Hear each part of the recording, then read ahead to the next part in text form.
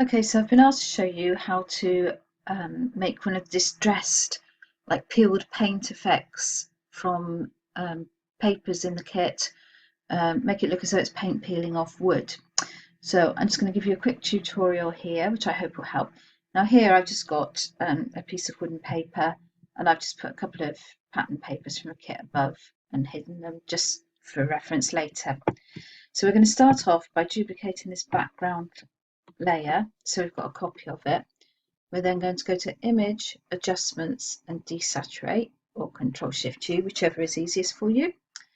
And then from there, you go to Image, Adjustments, Brightness and Contrast. Now what we're going to do is we're going to warp the contrast up to the highest point that we possibly can.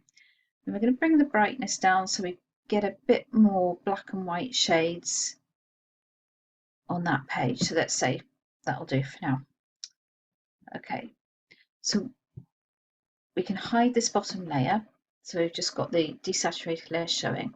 What we're going to do now is we're going to go to Select, Color Range, and here we've got a fuzziness scale. Now as we move this up, you'll see it selects more parts of the paper, and as you move it down it selects less. So let's put it about there so it gives us a good idea of what we're going to get, and we can always change it later. So once you've done that, press OK. I'm not sure why my computer's being so slow, but anyway, so you can see all the marching ants around the areas that have been selected. So now if you do Control Copy and then paste,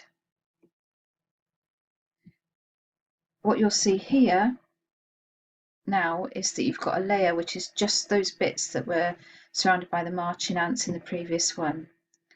So what we can do is we can knock out that back one, bring back the original one, and now we've got this to use. So now we can highlight a paper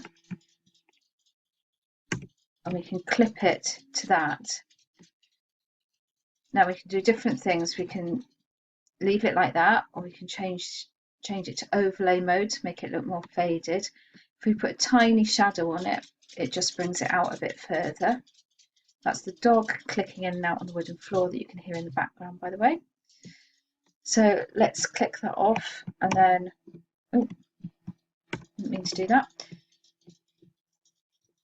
Let's bring this layer down and clip that to there. And you can see that you've got the same effect here.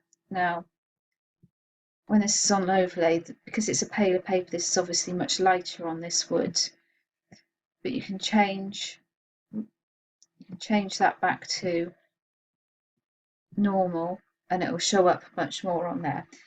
And that way you've still got all the wood grain showing through the back, and it looks so the paint's peeling off. So I hope that helps.